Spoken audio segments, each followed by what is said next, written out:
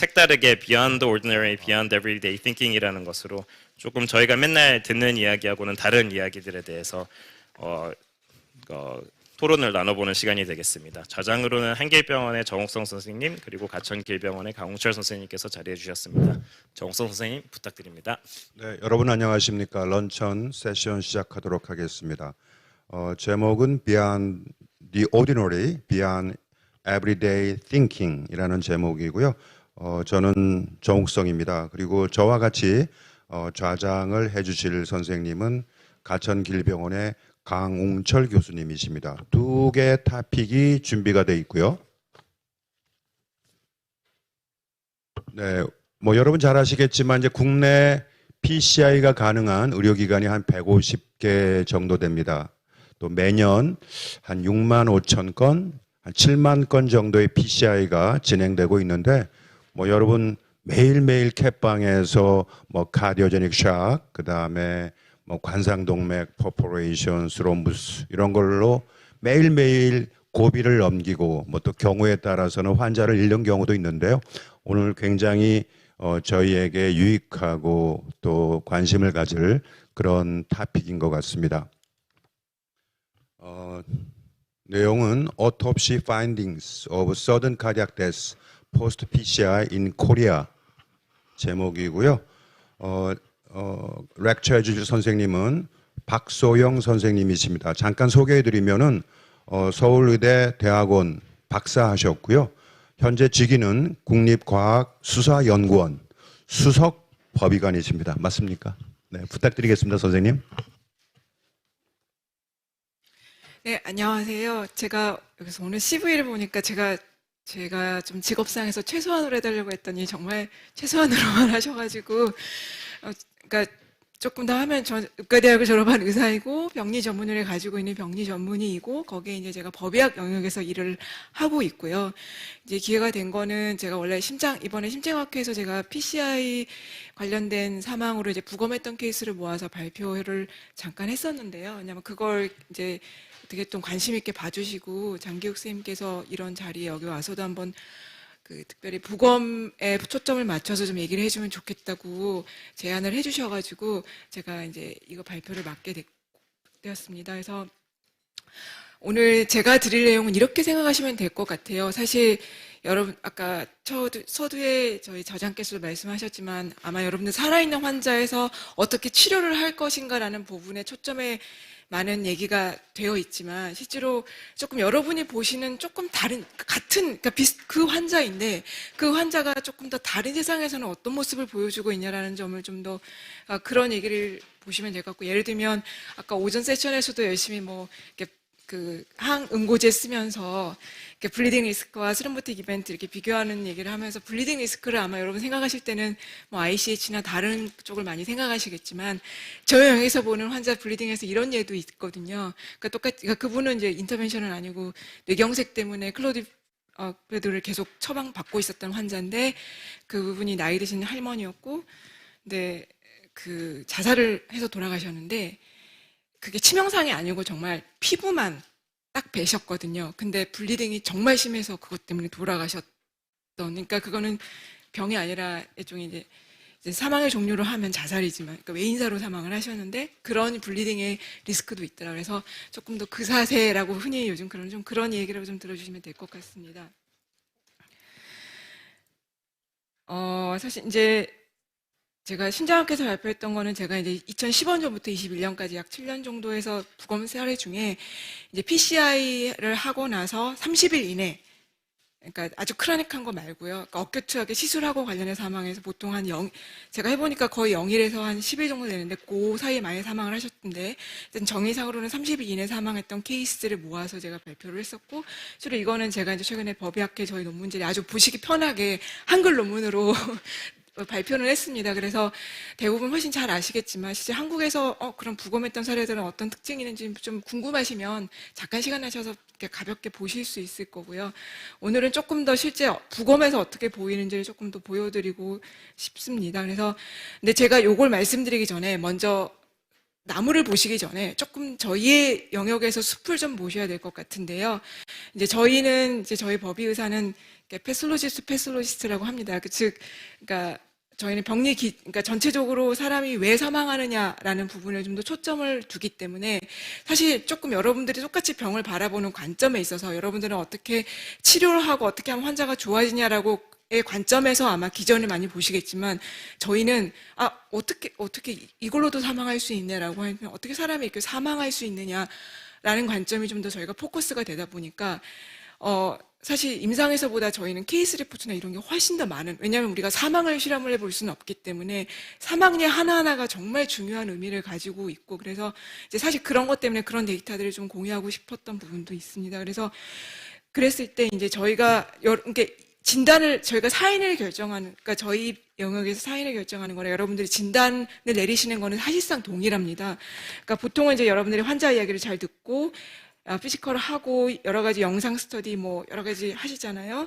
그런 것들에 대한 여러 가지 혈액 검사해서 진단을 내리는 그 과정과 저희가 하는 영역 똑같거든요. 근데 다만 저희는 환자가 사망했기 때문에 환자에게서 직접 그 얘기를 들을 수는 없습니다. 그래서 목격한 주변의 목격자나 아니면 가족들 이야기, 이 사람이 어떻게 사망했냐라는 얘기를 듣고요.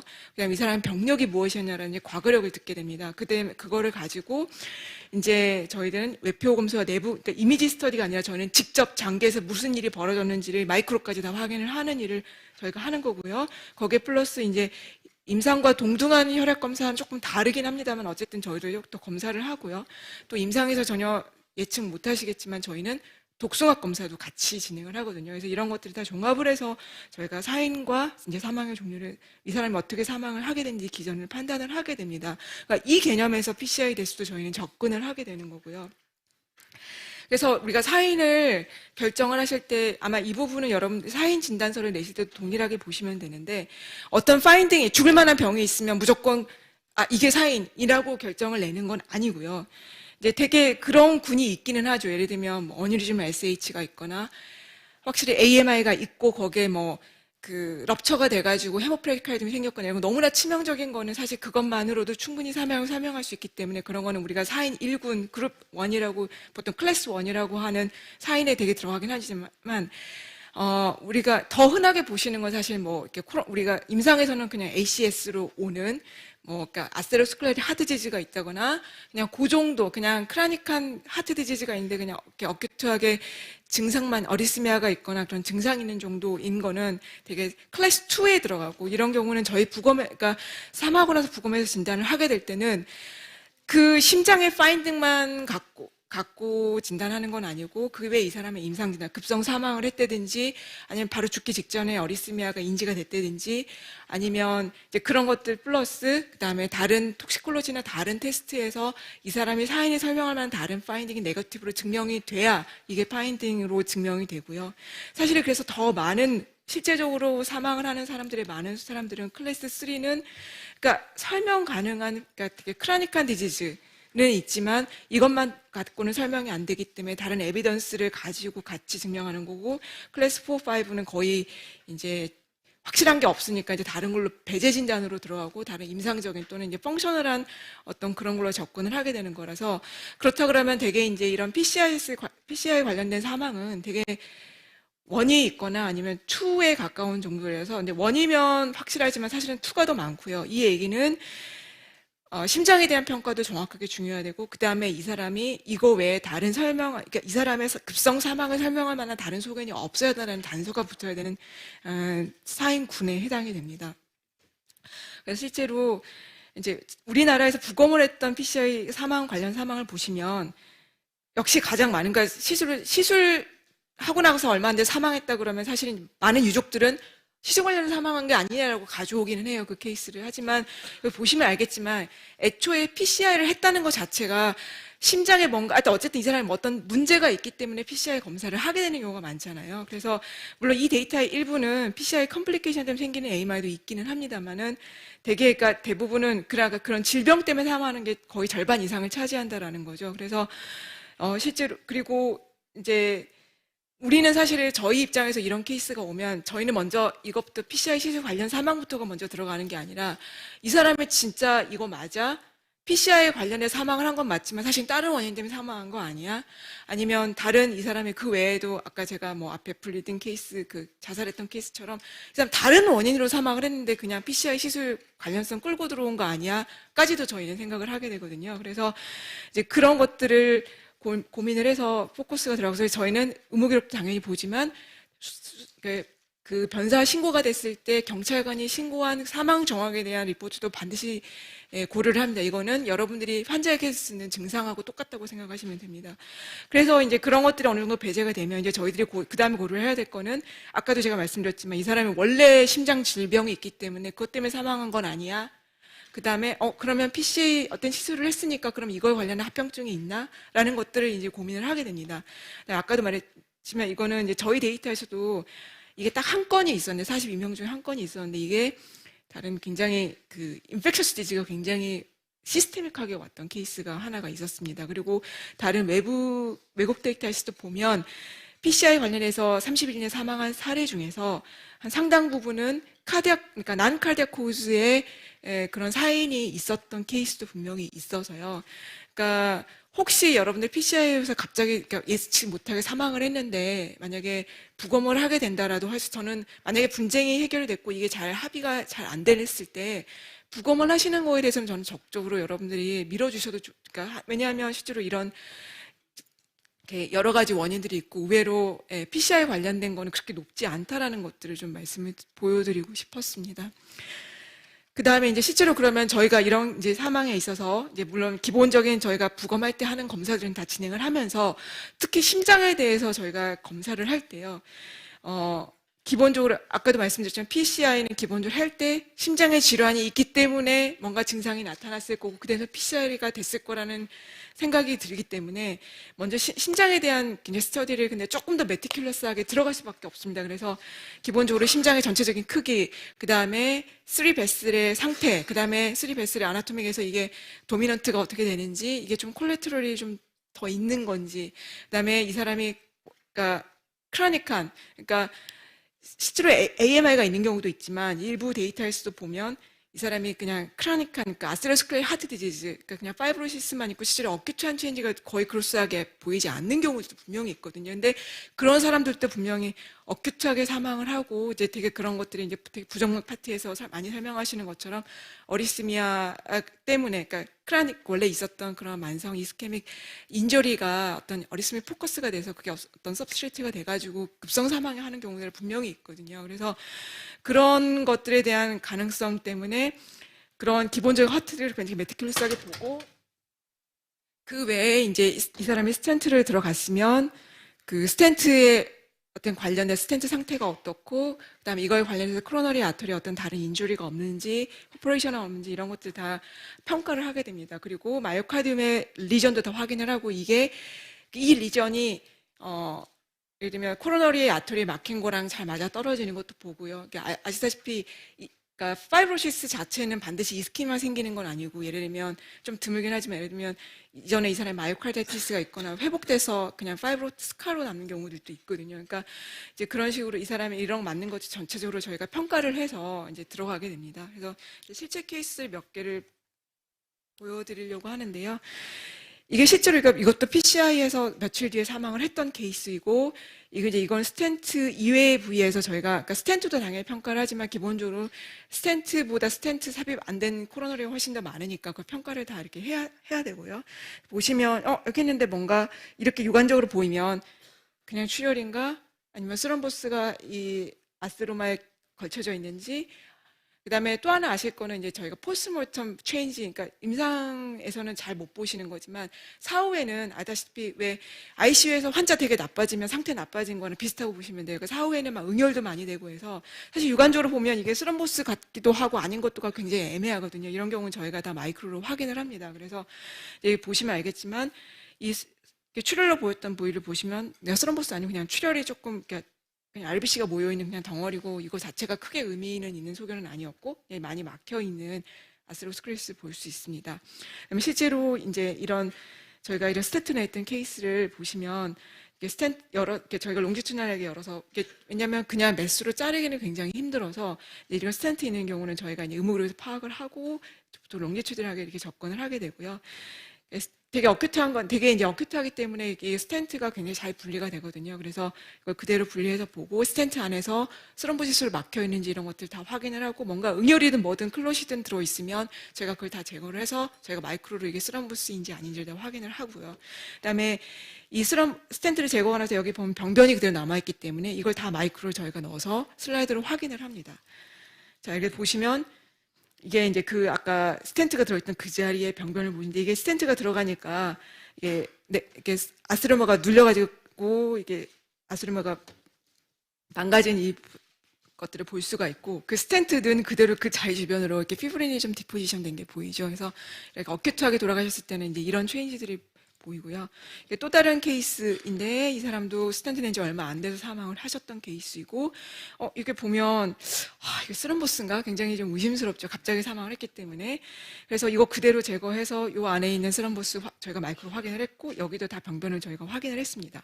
그런데 이 역시 스럼보스처럼 보였지만 마이크로에서는 그냥 RBC 덩어리고 이건 스럼보스가 아닙니다. 스럼보스는 기본적으로 기본 정의상 WBS 레이어랑 피브린 이렇게 레이어 바이 레이어로 이렇게 보이는 거거든요. 근데 이거는 그냥 RBC 덩어리여서 저는 이건 스럼보스로 보지 않았고요. 그냥 아마 포스모르텀 클로스로 저희가 판단을 했고, 그다음에 여기 병변 자리를 봤더니 이제 역시 그 자리에 아주 피브림 디포지션 내막이 아주 얇게 깔려 있고, 또 일부는 이렇게 내막에 살짝 찢어져 있는 이런 소견들 관찰되었습니다. 그러면 사실 제 앞에 두 케이스는 그냥 스텐트 봐서는 크게 문제 없잖아요. 어디 퍼포레이션 된 것도 아니고 다식증 생긴 것도 아니고 스럼보스도 아니고 왜 사망했을까? 뒤에 이건 제가 슬라이드로 또 보여드리겠습니다. 이건 다른 케이스인데 정말 이거는 스텐트를 얻고 사망했지만 정말 스텐트에서 아무 문제가 없던 정말 깨끗한 케이스에서 열어서 보면 스텐트도 굉장히 깨끗하고 뭐 하나 이 사람 양쪽 투베스를 다 들어갔던 케이스인데 그 LCX랑 LAD 다 들어갔던 건데 깨끗하고 아무것도 없었던 케이스입니다. 이 케이스는 스럼보시스 케이스이고 혈관을 얻어서 봤는데 이게 아까랑 비슷하게 보이는데 이 케이스는 이제 마이크로로 들어갔을 때 전형적인 스럼보스 패턴이 보였던 케이스인데 사실 이제 이게 지방 연구소에서 했던 케이스라 제가 슬라이드를 확보를 못해서 사진을 확보를 못했는데 하여튼 마이크로 패솔로지 리포트에 보면 이 사람 스럼보스가 확인이 됐던 케이스입니다. 그다음에 이거는 이제 제 케이스인데 이분은 저는 이제 조금 더 잘 보기 위해서 좀 포르말린을 픽스를 해서 봤기 때문에 좀 색깔이 달라 보일 겁니다. 그리고 포르말 픽스를 하면 원래 혈액이 좀 응열해서 보이기 때문에 조금 더 스럼보스처럼 보이지만 이 케이스는 이제 대부분은 응열이지만 한 군데 좀 가쪽으로 스럼보스가 있던 케이스이고요. 요걸 그대로 고정해서 보면 이 케이스는 그러니까 나름 이제 그러니까 한 모더레이트 카스가 있어가지고 PCI를 시도를 했는데 휴돌루민의 스텐트가 들어갔던 케이스이고 그 주변에 이렇게 그래서 지금 보시면 여기 공간이 보이죠. 여기에 스텐트가 들어가 있었던 케이스이고요. 그 주변으로 스럼보시스가 같이 그래서 이게 좀 스럼보스가 같이 생겼던 이런 케이스가 있었습니다. 실제로 이 케이스는 나중에 법적 분쟁이 굉장히 길게 가가지고 몇 번 이제 지리도 왔다 갔다 했던 굉장히 좀 그런 케이스였고요. 그래 아까 제가 말씀드렸잖아요. 아까 그 첫 번째 제가 처음에 보여준 두 케이스에서 스텐트에 문제가 없었는데 왜 돌아가셨을까? 보시면 하나는 전형적인 이제 그 AMR 그러니까 정확히 마이크로로 따지면 서브어큐시 될 텐데요. 그러니까 이제 PC 하고 나서 며칠 뒤에 사망을 했으니까 당연히 패솔로지 파인딩은 서브어큐트로 보일 거고요. 보시면 헤모리지가 있으면서 굉장히 병변이 디퓨즈하게 보이는 것들을 볼 수 있고요. 이 케이스는 그러니까 크라닉 이스케믹, 그러니까 어큐트가 아니라 보면 여기서 파이브로시스가 되게 여러 군데에서 엘브에서 보이는 케이스에서 이런 경우 굉장히 그러니까 이 둘 다 서든 데스 리스크가 굉장히 높은 병터를 가지고 있는 사람인 거죠. 그래서 마이크로를 보시면 이제 여기 어큐트하게 그 웨이비 폼에 거의 어큐트 그러니까 저희 어큐트 MRI 굉장히 초기에서 보이시는 웨이비 패턴의 마이오카디아 인조리가 거의 이것도 저희가 네크로시스로 보고 있는 그런 파인딩이고요.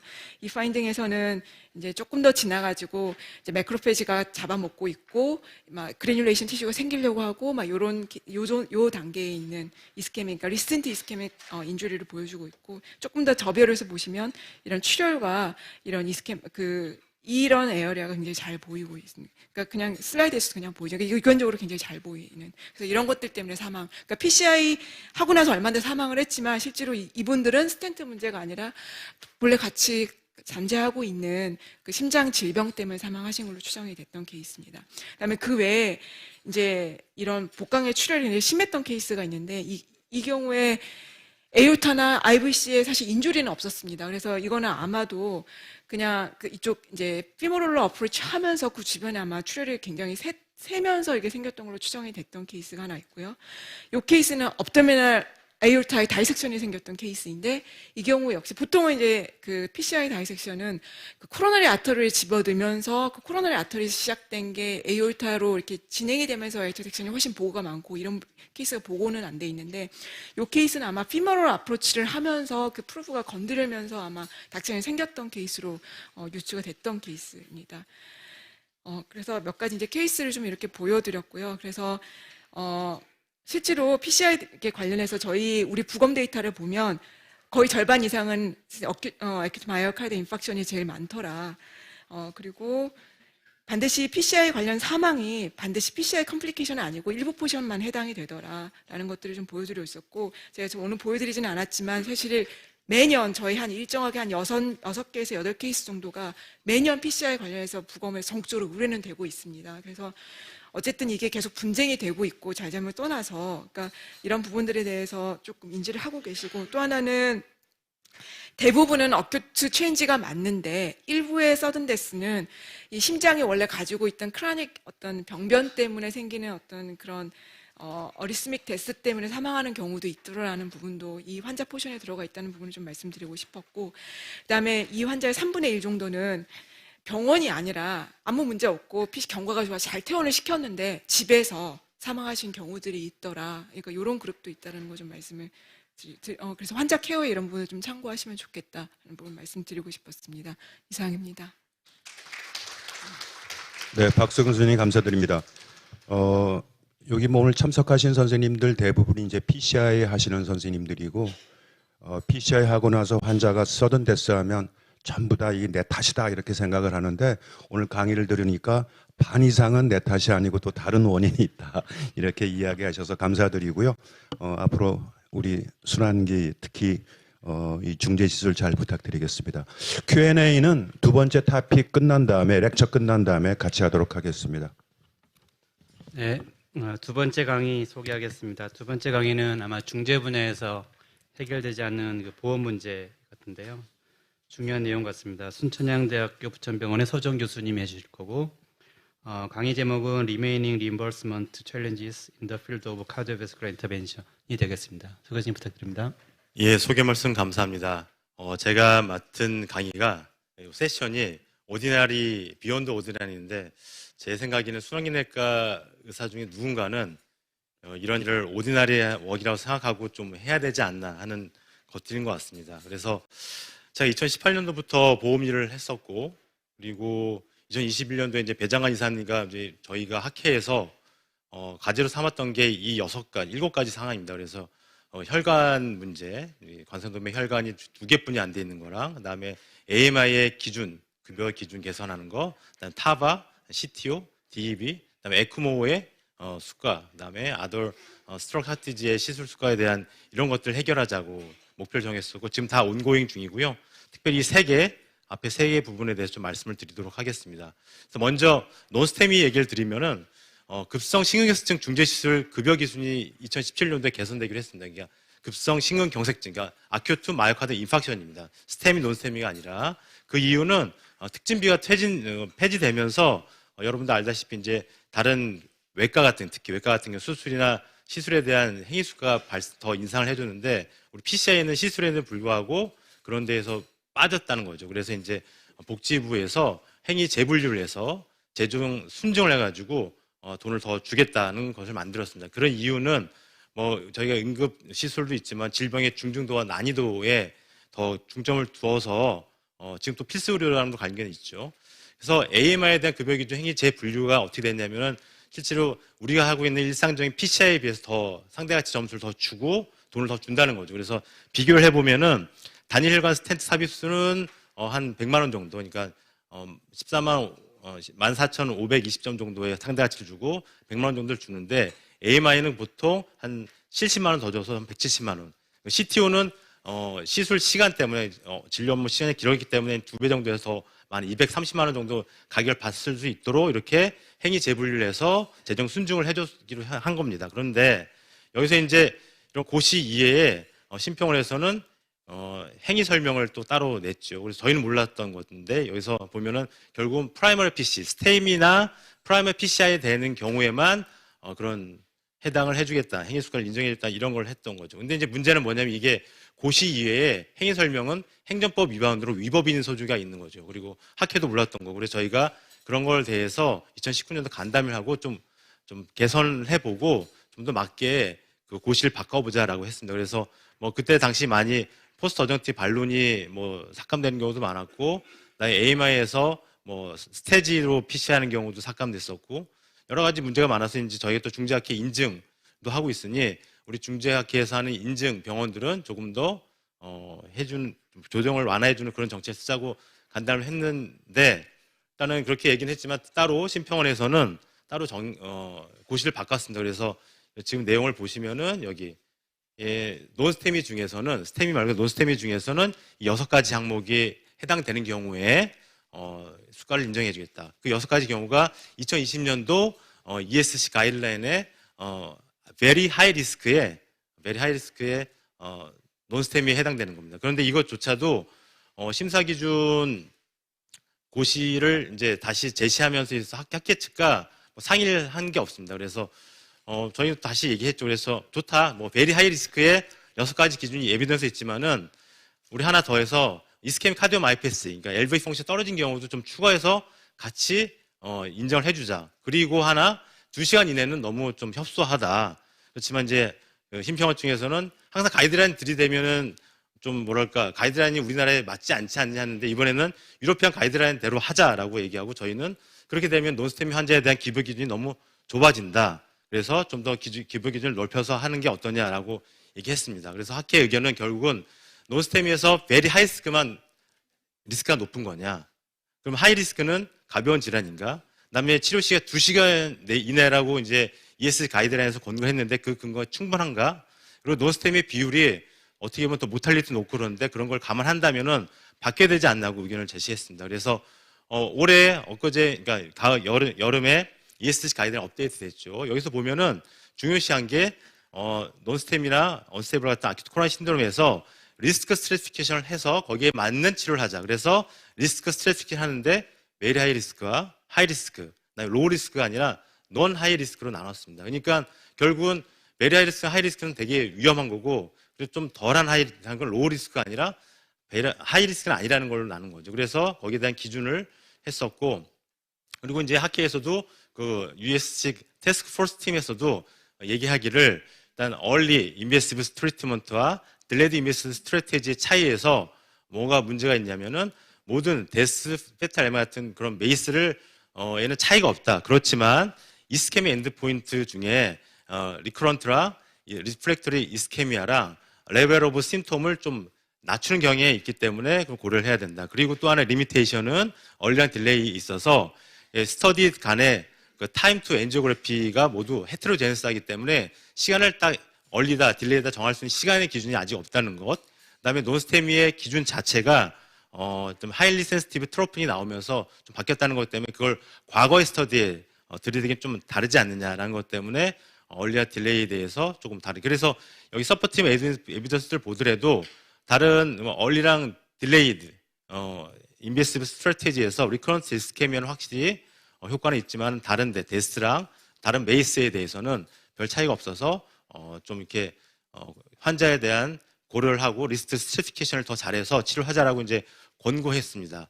그리고 시간에 대해서도 마찬가지로 보면은 뭐 아주 베리 하이 리스크에 대한 카디오제인 샥이나 메디컬 트리트먼트에 대해서도 효과가 없는 리프렉터리 엔자인에 대해서 이미디어트하게 하는데 이게 거기에 대한 에비던스가 뭐 샥 트라이얼이라든지 리프렉터 엔자인에 대한 거는 RCT가 없습니다. 그래서 이미디어트하게 하는데 이걸 2시간 이내에 하자라는 거는 근거가 없는 거죠. 에스순에서 파스 빨리 하면 좋긴 좋지만 그게 2시간이라는 권고는 없고 또 하나 하이리스크에서도 얼리 인베스티브는 24시간 이내에 하는 게 클래스 1A로 됐었는데 그게 스터디가 딱 2개, 버딕트랑 티막 스터디에서 24시간으로 정했기 때문에 이것 자체도 얼리가 빨리 하는 거 좋지만은 24시간 이내라는 거는 레벨 2A로 좀 하향 조정됐습니다. 그래서 이번 업데이트된 ES 가이드라인을 보면 베리 하이 리스크는 2시간이 아니라 as soon as possible, 그러니까 이미디어트하게 어느 순간 빨리 하는 게 제일 중요하겠고, 하이 리스크는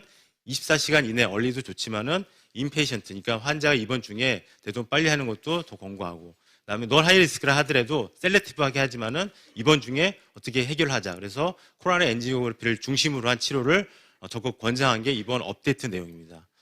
그리고 또 우리 논스테미의 비율을 본다면은 또 OECD 국가들 비교했을 때 다 MI가 주는데 유독 우리나라만 지금 늘고 있습니다. 그럼 우리나라 늘고 있고 우리나라가 체계가 잘 돼 있고 나라 좁고 PCI 센터 바로바로 응급센터 잘 돼서 못할 리가 좋을 줄 알았는데 OECD 심근경색증 1개월 사망률을 봤더니 보통 9%가 평균인데요. 2013년도가 이제 색깔이 이게 보라색인데 우리나라가 세계 평균보다 못할 때 높습니다. 보면 우리나라 비슷하게 높은 데가 포르투갈, 그다음에 체코, 그다음에 룩셈부르크, 에스토니아, 라트비아. 그러니까 유럽에 있는 잘 알려지지 않은 나라와 비슷한 못할 이렇게 높은 이런 문제를 안고 있는데 이런 걸 해결해야 되지 않습니까?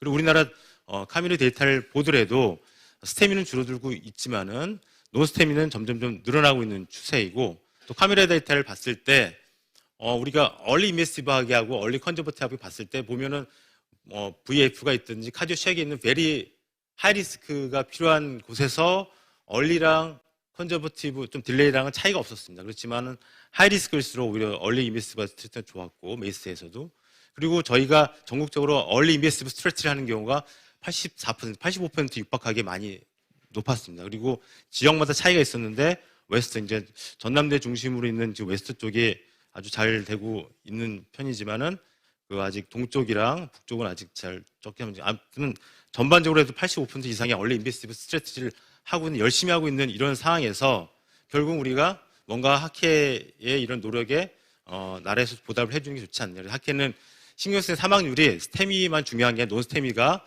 더 복잡 시술이 많고 다혈관절이 많기 때문에 높을 수가 있고 유병률도 중요하다.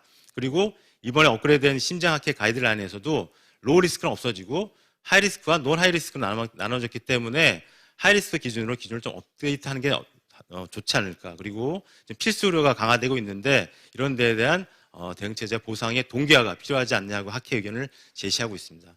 두 번째는 관상동맥 이제 시술할 때 저희가 혈관 재분류죠. 그래서 이거는 저희가 외국에 얘기했을 때 저희랑 이제 제일 경쟁관 일본 의사들도 코웃음을 치는 현상입니다. 멀티베스라면 우리나라는 혈관이 2개입니다. 우리나라 환자들의 혈관은 오른쪽 왼쪽 혈관 2개뿐이 없습니다. 우리가 알고 있는 LAD, 서컴플렉스, RCA가 아니라 2개 혈관으로 돼 있었기 때문에, 그래서 문제가 뭐냐면은 레프트 메인 바이스페이션에서 LAD나 서컴플렉스 하더라도 단일 혈관 시술뿐이 안 된다는 거예요. 문제입니다.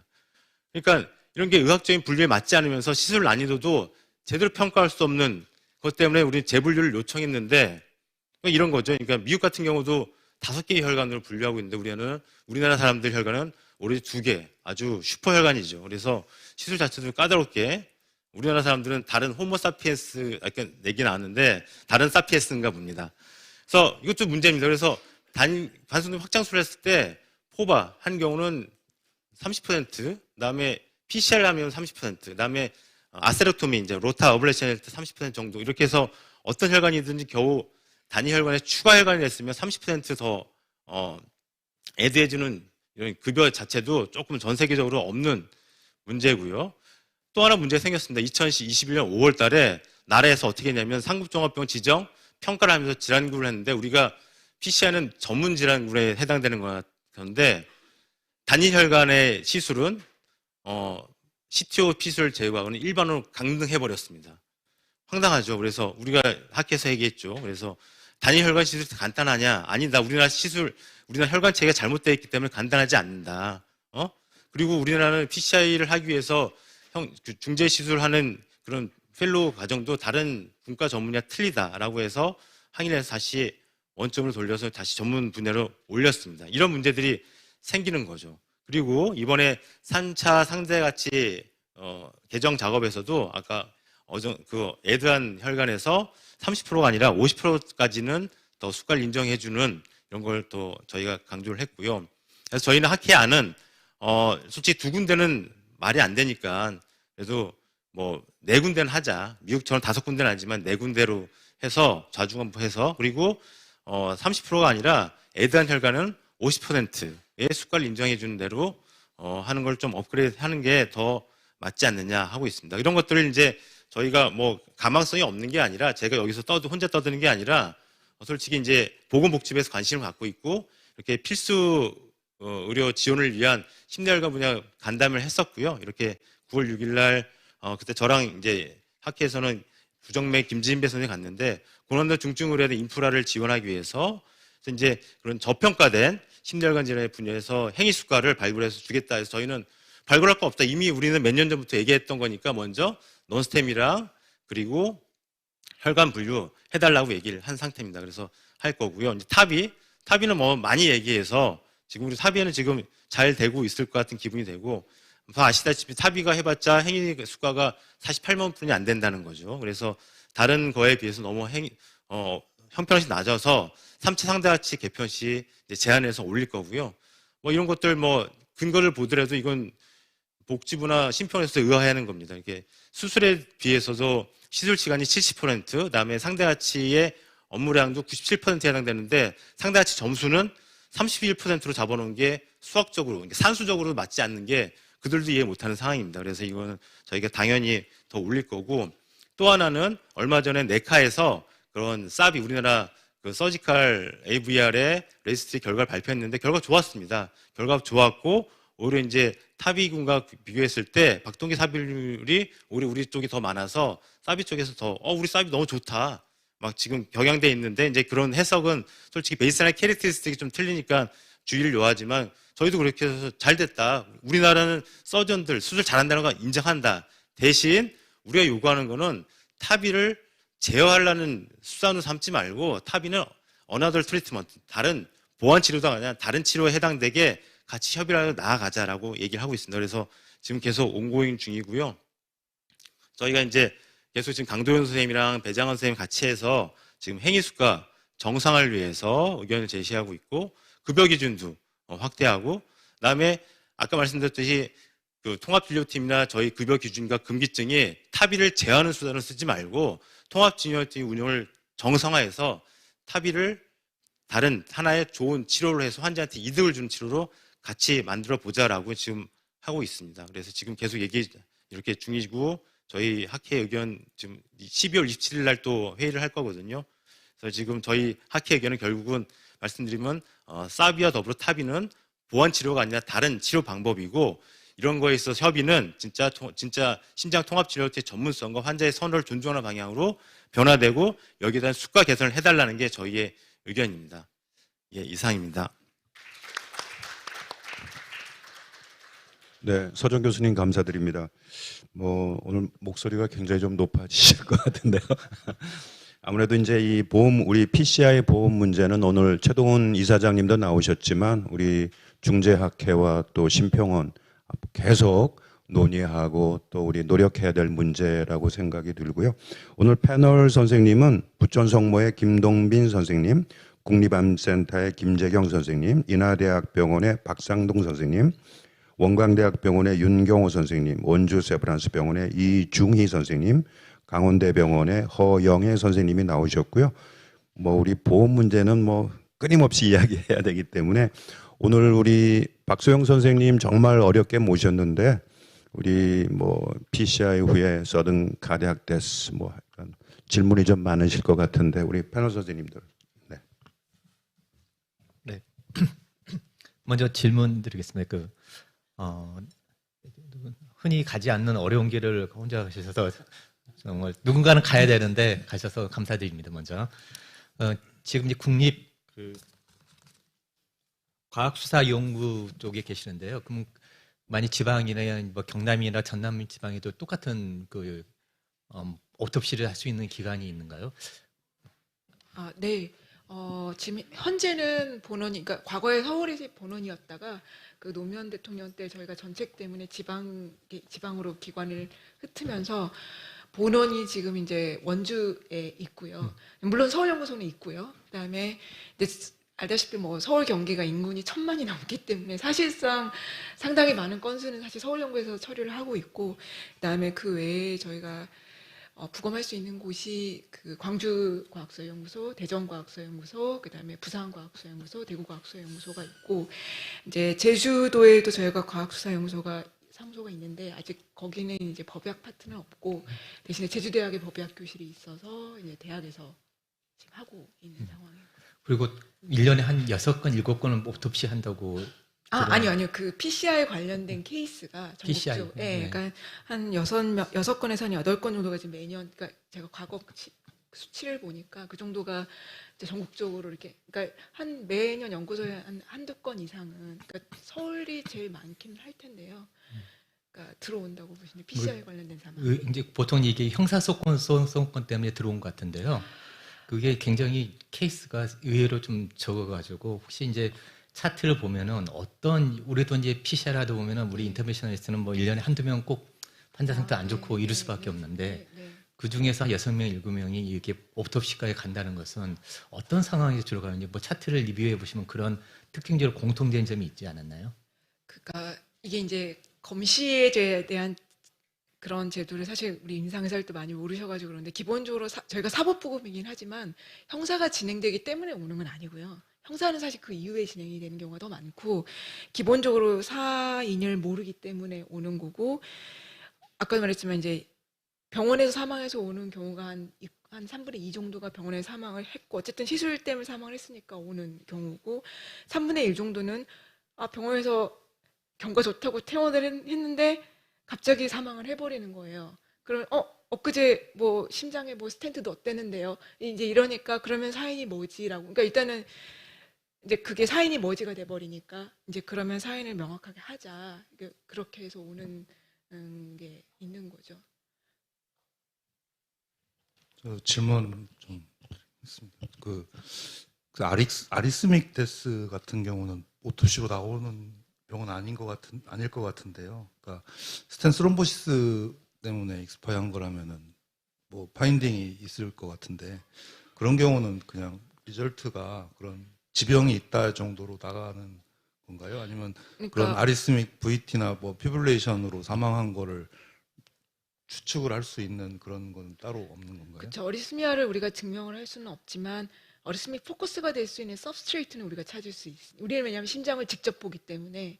그러면 그 다음에 아까도 말씀드렸지만 이제 우리가 임상과 우리하고 조금 차이점은 우리는 조금 더 사인을 밝힐 수 있는 범위가 훨씬 넓다라는 거죠. 그래서 우리가 부검을 한다는 건 전체적인 걸 보니까 전체적인 내부 장기에서 이 사람이 서든 데스를 설명할 수 있는 다른 질병이 전혀 없다는 게 확인이 되고 손상도 없다는 게 확인이 되고 그 외에 뭐 중독이라든지 여러 가지 약물이라든지 이런 문제가 없다라는 게 다 배제가 되고 이런 것들이 다 모두 배제가 되고 나서 이제 이제 정리가 되면 그다음 스텐트의 어떤 그러니까 PCI 관련된 컴플리케이션도 확인이 안 되고 했다면 그다음에 이 사람의 임상 경과가 명의 서든 데스나 어리스미 데스라고 보이는 임상 경과라고 한다 그러면 이제 그런 걸 가지고 우리가 뭐 아스테로스클로티스 하트 디지즈 내지는 이스케믹 하트 디지즈 이런 식으로 저희가 진단을 냅니다. 질문 하나 드리겠습니다. 좋은 강의 잘 들었습니다. 그 인하스피탈 카디악 어레스트가 한 3분의 2 정도 된다고 말씀하셨는데 네. 병원에서 이제 그런 환자 발생하면 CPR 보통 할 텐데 그렇게 CPR 하다가 생기는 트라우마 때문에 하트에 인저리가 생기는 그런 부분하고 기존의 그냥 프라이머리 코즈하고 어떻게 구분하시는지 하나 하고요. 두 번째는 저희가 스텐트 넣고 스텐 스롬보시스는 말씀하신 것처럼 스롬바이가 있는지 없는지를 보고 이제 DDX를 하시는 거라고 생각을 하는데 실제 혈압이 조금 낮아지거나 하면은 스롬보스가 잘 차는 경우들이 있거든요. 그래서 그 선후 관계가 사실 명확하지 않을 수도 있는데 그 부분은 또 어떻게 판별을 하시는지 궁금합니다. 일단 첫 번째 이제 CPR 손상과 그 질병 구분은 명확합니다. 그러니까 일단 보통 CPR 때문에 생기는 그러니까 CPR 때문에 하트 인주리가 AMI처럼 오지는 않고요. 첫 번째로 그다음에 되게 많은 경우는 그러니까 포스트 컴프레션 때문에 생기는 인주리라서 대개는 이게 이제 좀 에이트리움의 손상이 더 많이 나오고 그런 패턴이 좀 되게 늘 비슷하게 나와서 이거를 AMI나 다른 그러니까 아스테로스크린 허트지지 인조리하고 완전히 상황 육안적으로도 다르고 마이크로도 전혀 다르기 때문에 이게 혼동할 여지는 저는 전혀 없다고 생각이 들고요.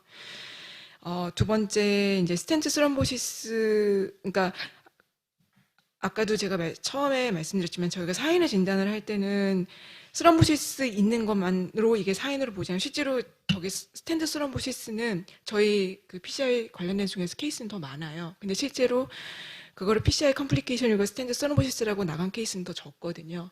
그러니까 그거는 이제 실제로 스럼보시스 익스텐트나 범위가 어떻게 되냐, 리전에 대한 평가도 들어가고, 그 다음에 이 사람의 임상 결과가 설명이 돼야죠. 예를 들면 이제 PCI 때 검사하고 경과 치실 때는 아무 문제가 없었고 다 확인하셔가지고 병동으로 빼셨거나 ICU로 빼거나 이제 병동으로 빼셨는데 이후에 이 사람의 경과가 확 나빠지고 갑자기 사망을 했고 이제 부검에서 봤을 때 이렇게 스럼보시스 범위가 굉장히 넓고 많이 막혀 있고 한다 그러면 그건 충분히 시그니피컨트한 파인딩으로 생각을 해야 하니까 그런 식으로 접근을 하는 거라서 그냥 스텐트 스럼보시스가 스텐트 안에 있다 그걸로 이 사람 사인 설명 끝이라고 단순하게 접근하지는 않습니다. 네. 보험 관련해서도 우리 소전 선생님께 제가 질문을 막았는데요. 박소영 선생님 너무 힘드신 것 같아서. 수 선생님이 굉장히 좀 선생님께서 이제 많이 고생을 하고 계시는데요. 이게 이제 어떻게 보면 이제 정부는 모든 정보를 손에 쥐고 있고 싸우고 있어 뭐 기울어지는 동시에 싸우고 있는 건데 뭐 저희가 이제 그런 참여를 하지 못하지만은 어떻게 하면 이렇게 정부에 싸울 때 힘을 보태줄 수 있는지 그래서 뭐 설문지 돌릴 때 뭐 잘 설문지를 리플을 준다든지 우리가 뭐 해줄 수 아니면 뭐 그쪽 사무관한테 이메일을 보낸다든지 뭐 우리가 뭐 선생님 뭐 도와줄 수 있는 방법이 있는지 좀 있으면 좀 알려주시면 감사하겠습니다. 예, 아유 뭐 일단 제가 격앙된 목소리 죄송합니다. 제가 런천 세션이라서 20분 발표인 줄 알고 준비 20분짜리 했다가 15분 내에 발표하다 보니 빨리 하다 보니까 목소리가 커졌는데요. 일단은 뭐 이렇게 격양될 필요 없고 잘 되고 있고 지금 또 감사한 게 이제 뭐 최동훈 이사장님도 계속 도와주고 계시지만 저희 일관된 목소리를 계속 낼 수 있다는 게 제일 좋거든요. 그래서 항상 이제 학회와 학회 회원들의 관심. 그래서 제가 아까 누군가 해야 되는 오디너리 웍이라고 비욘드 오디너리가 아니라 오디너리 웍이라고 한 이유가 학회 자체에 많은 같은 회원들과 저희 같이 순환기내과 의사들이 같이 관심을 갖고 같은 목소리를 내주는 게 제일 중요한 것 같습니다. 그래서 이것도 사람 일이라 진짜로 김동희 교수님 말씀처럼 그 복지부 자꾸 찾아가고 거기 사무관 얘기하고 자꾸 대화하고 소통해야지. 그래서 학회에서 그런 걸 많이 하는 학회가 더 이득을 많이 보는 것 같습니다. 그건 사실인 것 같습니다. 예. 네, 강원대 허영입니다. 아까 보험고시 새로 책정되는 부분 중에 DCB 내용이 아마 있었던 것 같은데 사실 이제 DCB를 해보시면 다 아시겠지만 그냥 일반적인 플레인 포바하고는 전혀 다른 시술인 것 같습니다. 저희의 어떤 노력과 정성 이런 걸 생각한다면 그냥 단일 혈관 포바 PTCA 싱글 베슬이라고 그렇게 숫가를 매기기에는 조금은 더 어려운 시술이고 어떻게 보면 저는 스텐트보다 개인적으로 더 많은 노력과 정성을 들이는 시술임에도 불구하고 예를 들면 이런 거죠. 제가 LAD하고 다이애고날에 그 DCB하고 그 다음에 서컴플렉스 OM 브랜치 이렇게 멀티베슬에 다 했는데 스텐트가 하나도 안 들어갔는데 그냥 단일 혈관 PTC의 싱글 베슬 이렇게 숫가를 넣게 되는 거죠. 그래서 테크니션이랑 간호사랑 선생님 우리가 뭔가 되게 많이 열심히 한 것 같은데 이렇게 달랑 한 줄밖에 이게 못 넣게 되는 상황이 벌어집니다. 이렇게 최근에도 그런 얘기를 했었거든요. 그래서 그런 부분들에 대해서 그러면 어떤 식으로 이게 조금 저희가 긍정적으로 숫가를 조금 매기실 계획이 있는 건지 그게 궁금해서요. 예, 지금 허영 교수 말씀처럼 DEB에 관해서 두 가지 이슈로 다가갔습니다. 일단 수가, 행위 수가가 다른 포바랑 틀리기 때문에 스탠드 삽입술에 준하는 수가를 줘야 된다. 그리고 하나는 또 사이징, 저희가 드노버 리전에 사용할 때 스몰 베셀에만 인정받아서 근데 솔직히 이제 그 라지 베셀에도 써야 될 경우가 있습니다. 그래서 그런 그 급여 기준의 폭을 넓히는데 지금 다 주안점을 두고 얘기했는데 솔직히 페일했습니다. 그 협상 중에 아직까지 복지부와 심평원 자체에서는 거기에 대한 에비던스가 적다는 이유로 일단 페일했는데 결국은 저희가 계속 똑같은 목소리 내고 에비던스 학회 차원에서 많은 논문을 내면서 이런 것들이 효과가 있고 쓸모가 있다는 걸 계속 학술적으로 제시한다면은 다음 협상 때는 좀 좋아지지 않을까 싶습니다. 예. 네, 시간이 돼서 마쳐야 될 것 같은데요. 오늘 평소 접하기 어려운 좋은 내용의 세션이었던 것 같고요. 특히 그 서정 교수님, 저도 보험일을 좀 해보니까 좀 어려운 것 같습니다. 그래서 서 교수님 같은 분이 계셔서 참 다행이라 생각이 들고, 본인은 뭐 말을 빨리 해서 목소리 높였다 그랬는데 분노가 느껴졌습니다. 그래서 저희 모든 우리들의 일이기 때문에 여기 모든 계신 분들 학회 차원에서 이제 보이지 않는 일이기 때문에 좀 그런데 이제 적극적으로 좀 서포트 해야 될 것 같습니다. 네, 오늘 세션을 마치도록 하겠습니다. 감사합니다.